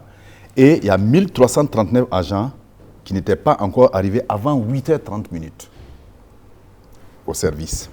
Donc, soit un taux de 86,65%. Votre commentaire. Mon commentaire ici est que, de toute façon, vous savez, ça n'a pas commencé maintenant. Ça a commencé depuis, si vous voulez, ça s'est accru depuis l'insurrection. Depuis l'insurrection, ça a pris une dimension vraiment inquiétante. Ça, il faut se dire, et cette vérité aussi. Alors, ça a suivi la transition sous, en fait, sous Michel et Zida et compagnie, qui sont venus mettre encore de la division au sein, en fait, des Burkinabés et plus particulièrement des travailleurs. Parce que il faut aussi se dire cette vérité, la transition sous Michel et Zida sont venus diviser les Burkinabés. Ils n'ont pas uni les Burkinabés, ils sont venus diviser les Burkinabés où ils ont choisi un clan avec lequel ils travaillaient et l'autre clan ne travaillait pas. Alors, quand on se réfère aux nombreuses nominations qui ont été faites à l'époque, ils n'étaient pas venus pour faire des nominations abusives de ces gens. Ils étaient venus pour un but bien précis, comme d'ailleurs le MPSR qui est là aujourd'hui, qui est là, et pour la situation sécuritaire, et qui ont en fait en tout cas toutes les difficultés, au lieu de s'en tenir à ça, et aussi ils passent leur temps à faire des nominations et autres. Bon, on va en revenir. Donc c'est pour tout simplement dire quoi? C'est pour tout simplement dire que aujourd'hui au Burkina Faso, vous avez en fait aujourd'hui beaucoup d'agents qui n'ont pas la conscience professionnelle. Mais moi, par exemple, je peux me référer, par exemple, je peux prendre 2 références. Oui. Vous avez, par exemple, un monsieur comme Simon Compaoré, l'ancien maire de Ouagadougou, qui fut ministre de l'État burkinabé sous Blaise Compaoré. Simon Compaoré donnait ses premiers rendez-vous à 5 h du matin à son bureau. Il te donne rendez-vous à 5 h du matin et quand tu arrives à 5 h, tu pars trouver que Simon est là il y a 30 minutes. Vous avez M. Lassane Sawadoro, le DG de la Caisse nationale de sécurité sociale. Il te donne rendez-vous à 7 h. Lui-même, il arrive avant ses secrétaires au bureau. Mais est-ce que ça sont des indicateurs? C'est ce rendez-vous. J'ai dit, mais attendez, la plupart là, et même ils donnent rendez-vous à 10 h, puisqu'il ne peut même pas être au bureau à 7 h. Arrêtez. Il ne peut même pas être au bureau à 7 h. En fait, c'est pourquoi je vous dis, je vous donne des exemples, quelques exemples pour montrer. Poursuivez. Et pour, en fait, c'est pour vous dire quoi? C'est pour vous dire que quand vous prenez Simon Compaoré, malgré son âge, qui donne rendez-vous à 5 h du matin et qui est au bureau à 4 h du matin, et nous, jeunes, on ne peut même pas arriver au bureau à 9 h. Ça veut dire qu'il y a un problème. Mais aujourd'hui aussi, il faut reconnaître une chose. Je parle aujourd'hui, à la date d'aujourd'hui, sous le régime MPSR, vous avez aujourd'hui beaucoup. Pourquoi en fait les gens arrivent en retard? Pourquoi les gens arrivent en retard? Pourquoi d'autres même ne vont même pas au service? Vous avez beaucoup de services aujourd'hui, il n'y a pas de boulot, il n'y a pas de travail. Il n'y a rien. Moi-même, il y en a qui m'ont appelé, me dit qu'ils n'ont même pas de papiers au service. Quand vous prenez la mairie, vous avez tout suivi au niveau de la mairie. Eh bien, les gens n'ont même pas de papiers pour faire des actes de naissance.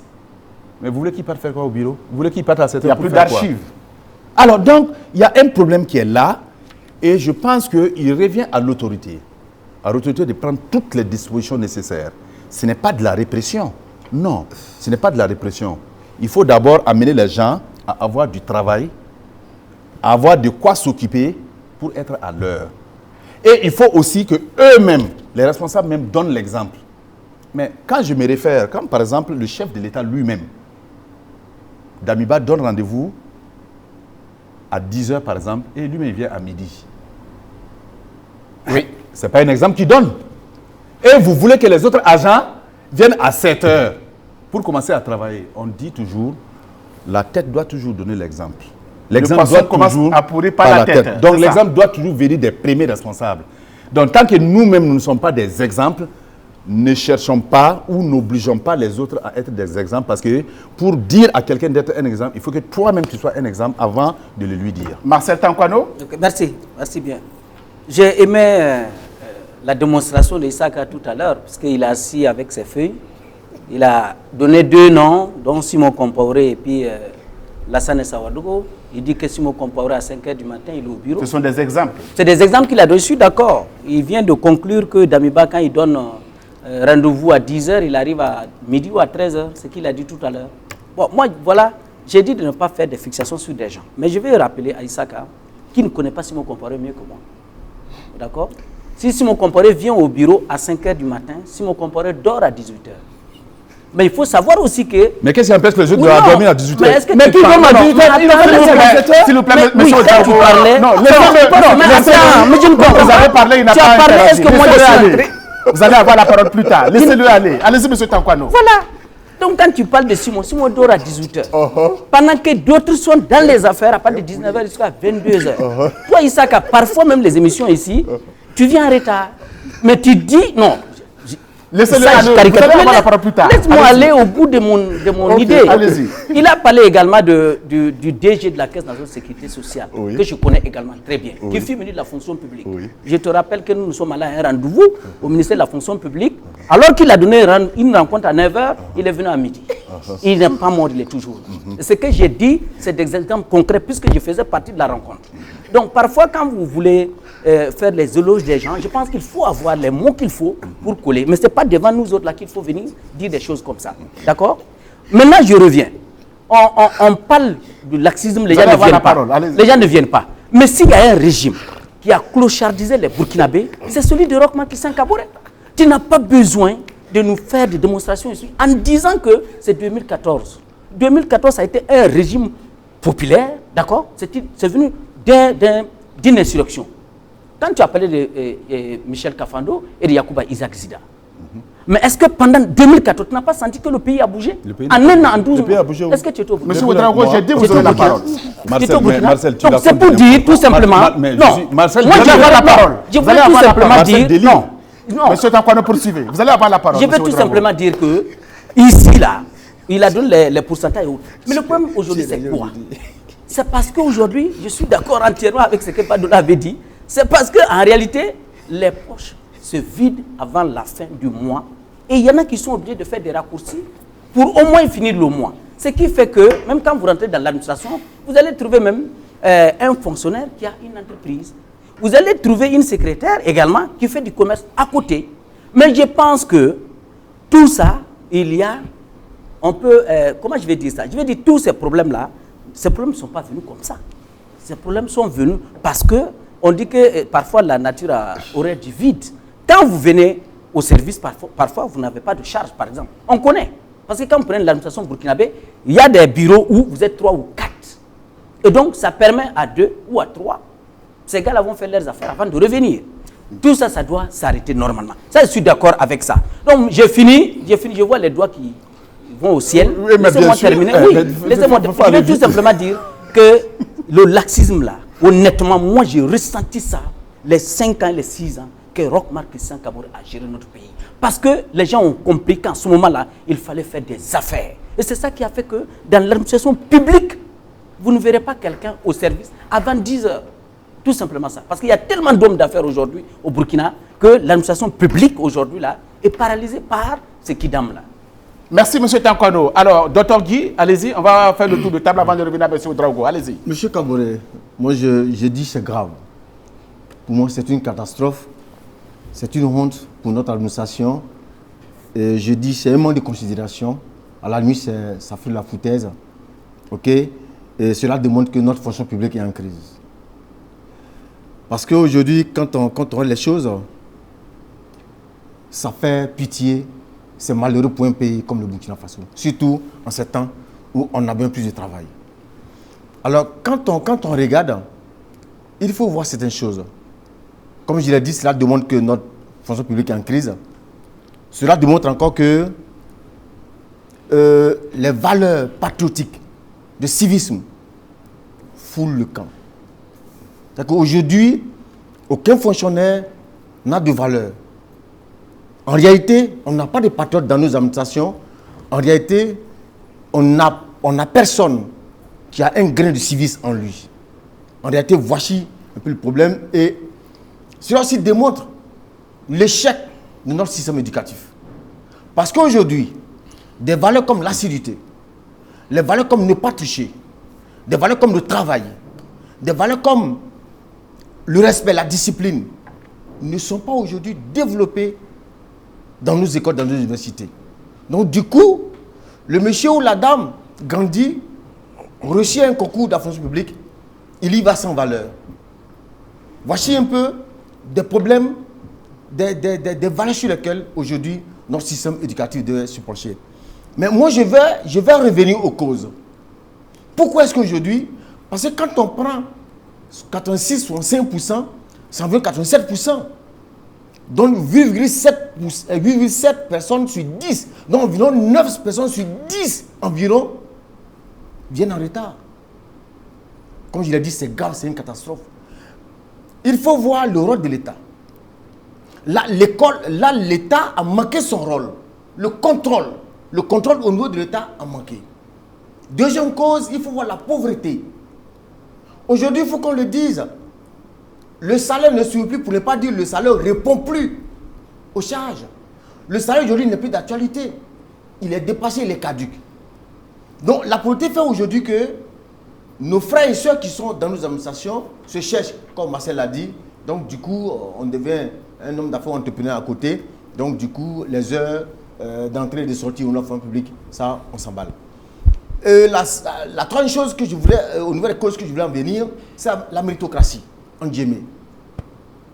Lorsqu'on voit que les nominations sont faites sur le copinage, entre amis, entre frères et sœurs, clanique, ethnique. Qu'est-ce que vous attendez? C'est votre Qu'est-ce que vous travail, attendez? finalement, non? L'État doit encore revoir son système de recrutement, d'embauche et son système salarial.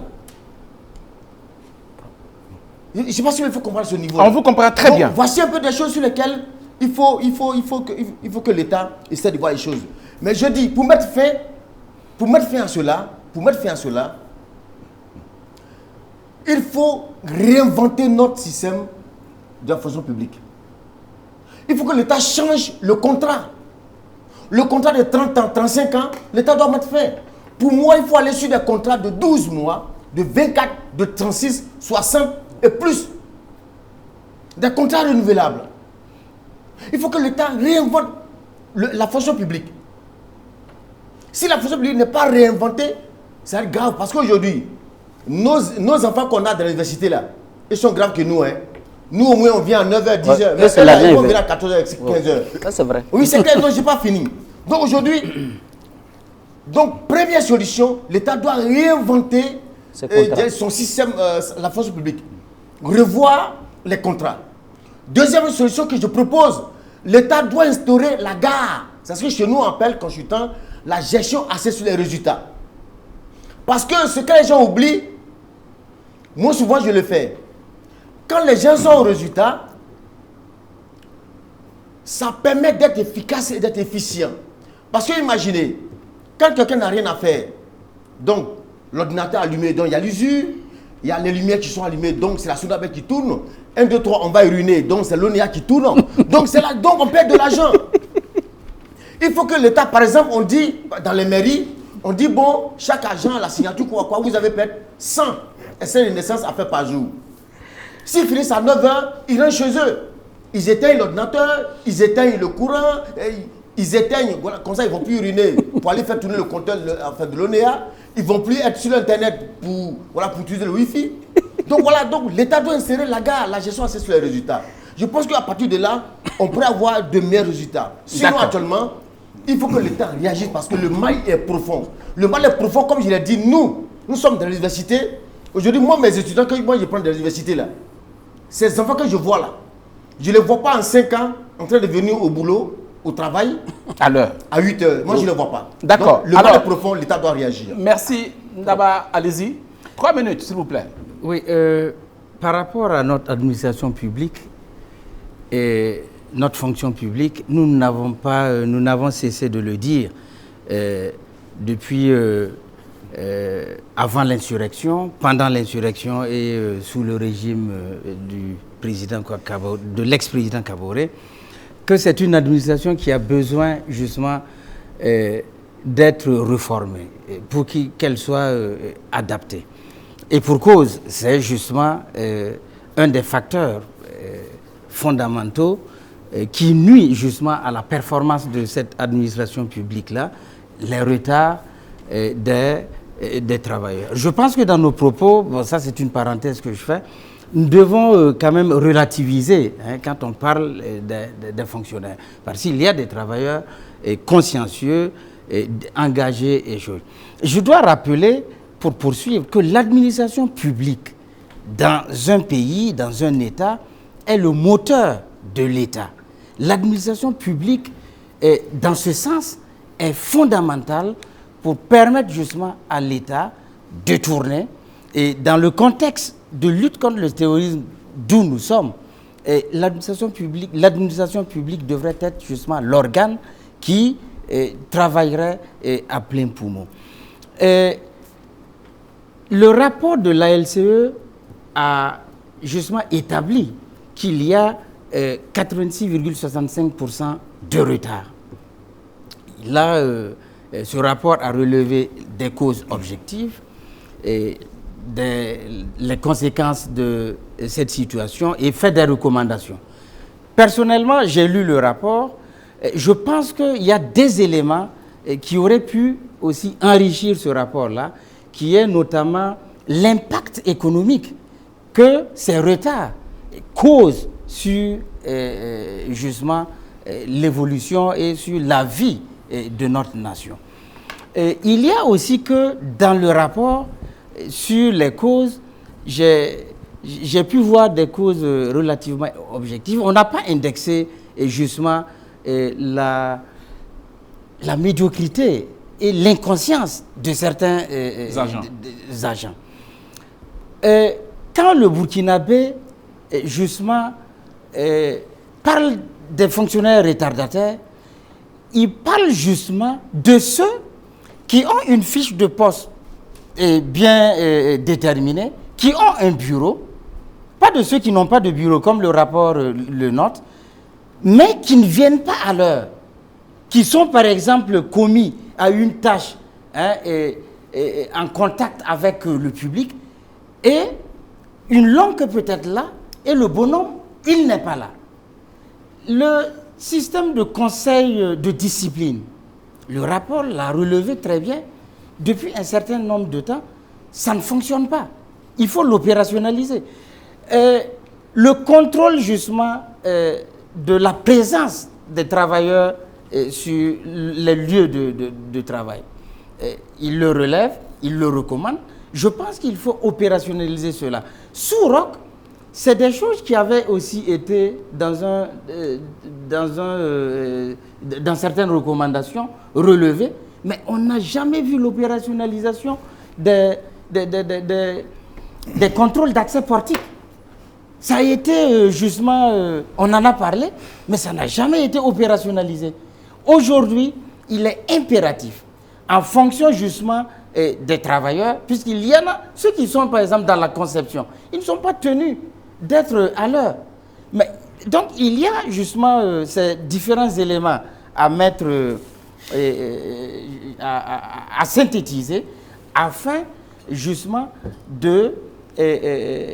d'exiger aux travailleurs qui doivent être à l'heure d'y être, sinon que la sanction tombe.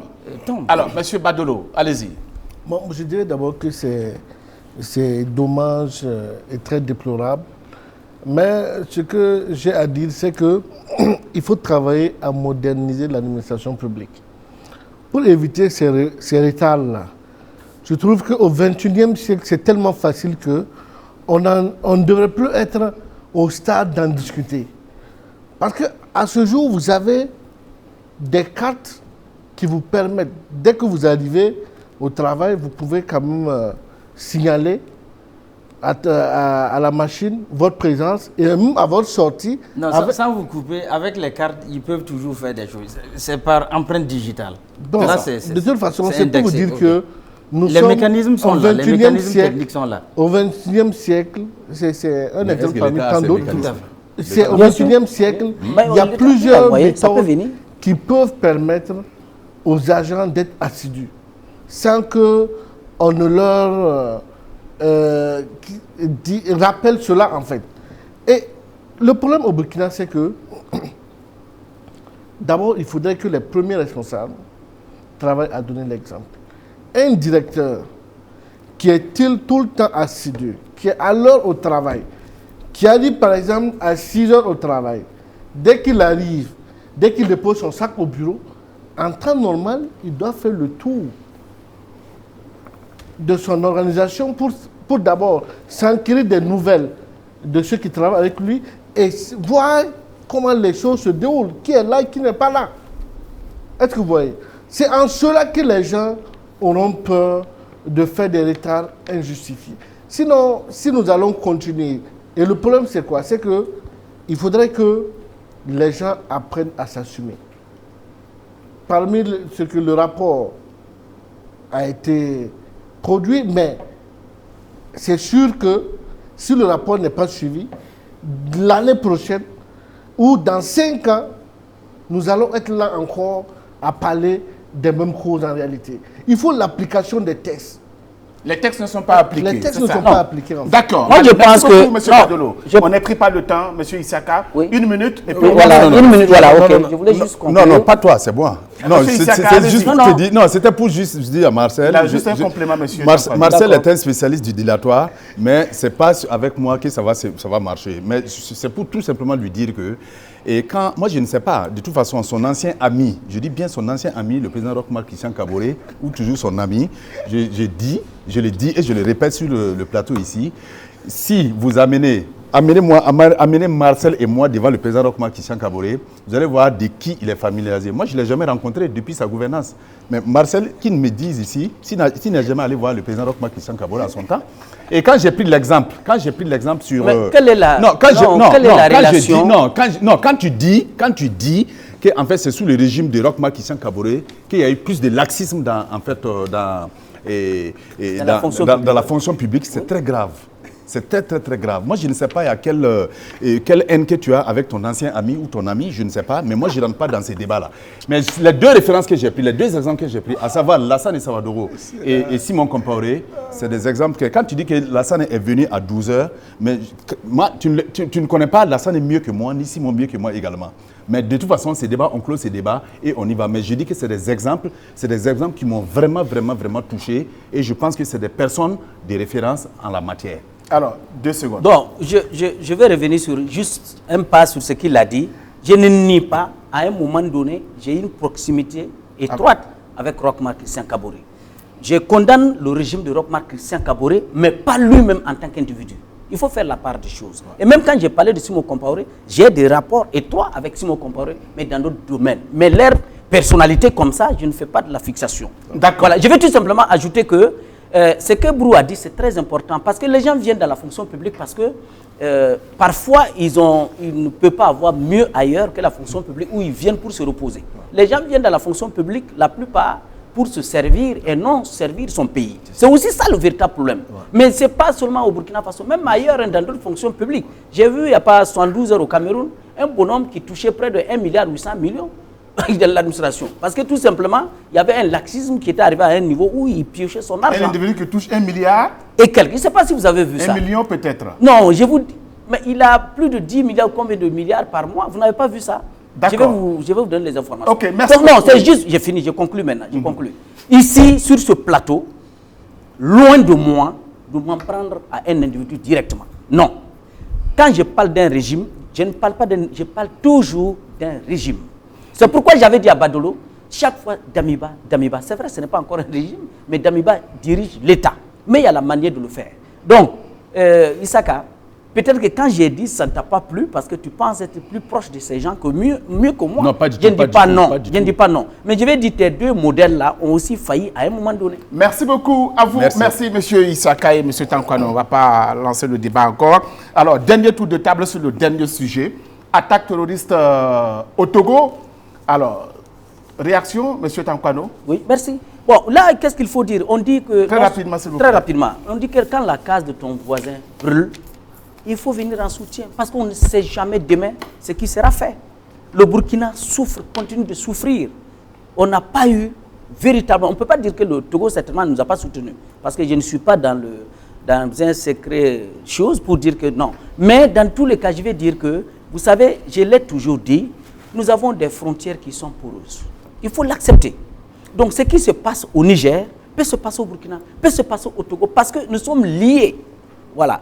Mais, comme on dit, la géographie fait que, dans le temps, on pouvait aller au Niger sans une pièce d'identité, on pouvait aller au Togo sans problème. Mais donc, à l'entame des problèmes, quand on a parlé du terrorisme, bon, chaque État a voulu gérer la question ou le problème du terrorisme à sa façon. Alors que ce terrorisme, aujourd'hui, quoi qu'on dise, depuis le début jusqu'à aujourd'hui, est transversal. Donc aujourd'hui, le Togo doit comprendre que ce terrorisme, que ce soit au-delà même du Togo, il faut trouver d'autres... comment je vais dire? Il faut qu'on comprenne que ce qui arrive dans d'autres pays, ça peut arriver dans notre pays et prendre des dispositions nécessaires pour que ça n'arrive pas. Donc il faut collaborer. Il faut collaborer. Pays qui ont déjà vécu avec cette situation. Oui, mais moi je crois que j'ai déjà dit sur ce plateau qu'il fallait quand même une collaboration inter-État pour en fait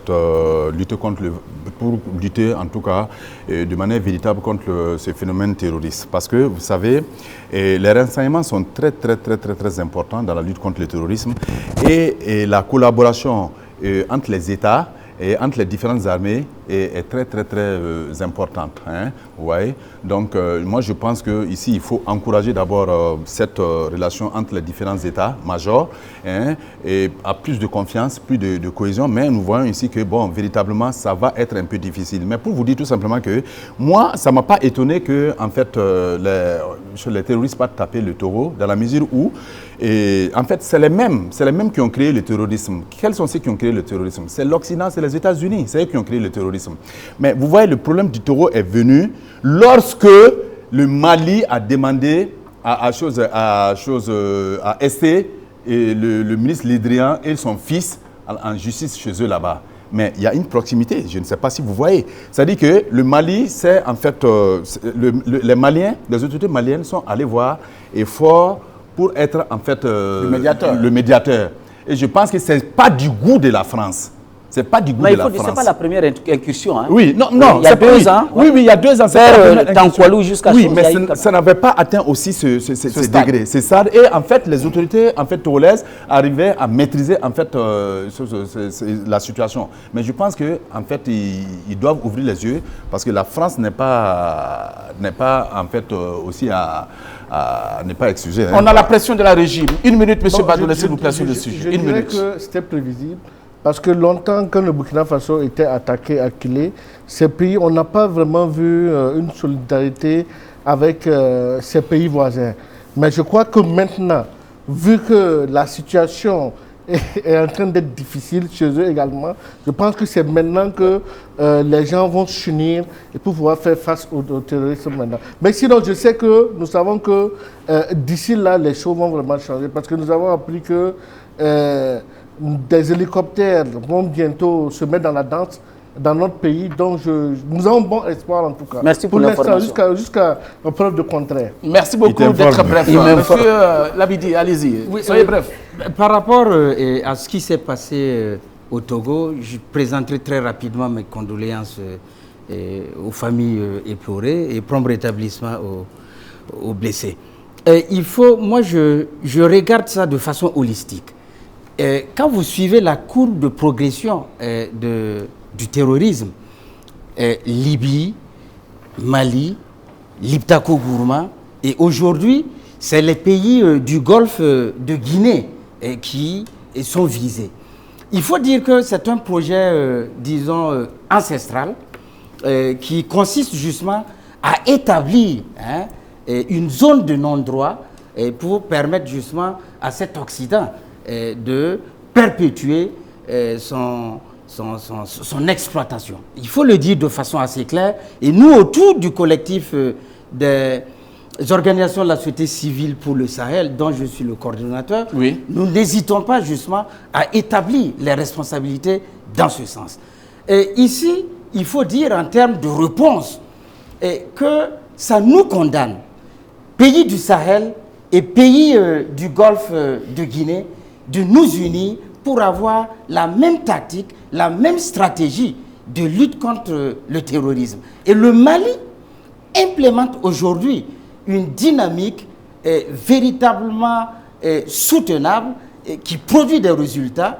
Et je pense qu'ensemble, dans une certaine intelligence, nous devons voir comment, au niveau de ces frontières-là, nous pouvons faire le travail. Sinon, ceux qui ont attaqué le Togo, là, mais ils sont rentrés où? Puisqu'on ne les a pas encore neutralisés. Ils sont entre la frontière. Mais bien sûr, voilà, donc ce sont ces questions. Voilà, ce sont ces questions qui sont venus du Burkina. Tout à fait. C'est sur ces questions que nous devons justement bâtir notre stratégie justement de lutte, de défense anti. Merci à vous, docteur. Vraiment, moins d'une minute. En tout cas, je salue les frères et sœurs du Togo par rapport à ce qui s'est arrivé. En fait, en réalité, moi, j'ai dit le tourisme en Afrique, surtout en Afrique de l'Ouest, pour moi, c'est un deal. C'est une arnaque. Parce que moi, je dis, les pays de l'UMOA, les pays de la CEDEAO, ont les moyens humains, techniques, financiers, militaires, pour former une armée, pour aller combattre le terrorisme. Pourquoi ils ne le font pas? Moi, je m'interroge. C'est pourquoi moi, je tire la conclusion que le terrorisme aujourd'hui en Afrique, que nous, population, comprennent que c'est un deal entre nos leaders et leurs maîtres occidentaux pour justifier leurs échecs de politique de développement et bien sûr liquider nos ressources, bien sûr brader nos ressources. Et donc pour moi, il faut que nous, peuple, on prenne conscience et on va clair dans leur deal. Merci à vous. Allez, mesdames, messieurs, c'est ici que l'on s'arrête pour cette émission. Merci à vous qui nous avez suivis. Merci également à nos invités pour la qualité des débats à cette émission 7 Afrique. On se donne rendez-vous très prochainement avec d'autres thèmes d'actualité à développer. D'ici là, bonne suite de programme sur la LCA. Au revoir.